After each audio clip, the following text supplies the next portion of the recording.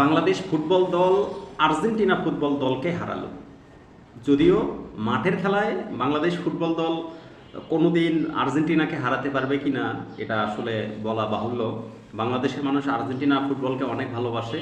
তারপরেও ট্রান্সফার মার্কেটের যে একটা ফুটবল নিয়ে একটা গেম চললো, সেখানে ফুটবলের বাঁকা বাঁকা দলকে টেক্কা দিয়ে বাংলাদেশ ফুটবল দল জয়লাভ করলো।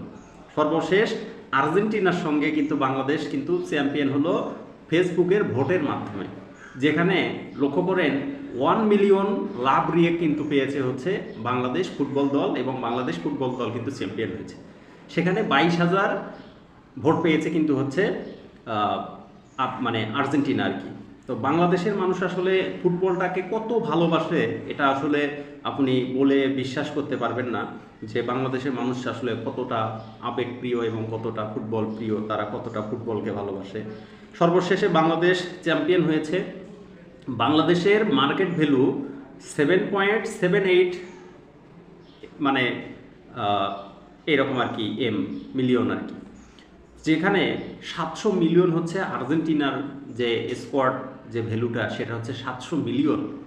মানে চিন্তা করা যায় এত বড় একটা টিমকে বাংলাদেশের মতো একটা ক্ষুদ্র দেশ হিসেবে তারা কিন্তু টেক্কা দিল।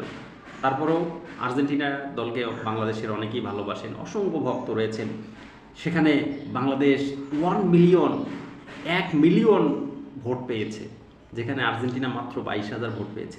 এটা আসলে বাংলাদেশের জন্য একটা রঙিন স্বপ্ন। হামজা চৌধুরী এসেছেন, আরও বিভিন্ন ফুটবলার তারা আসতে চাচ্ছেন।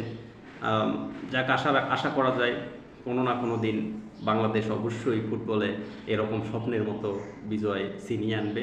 বাংলাদেশ ফুটবল দলের জন্য শুভকামনা সবসময়ের জন্য বাংলাদেশ।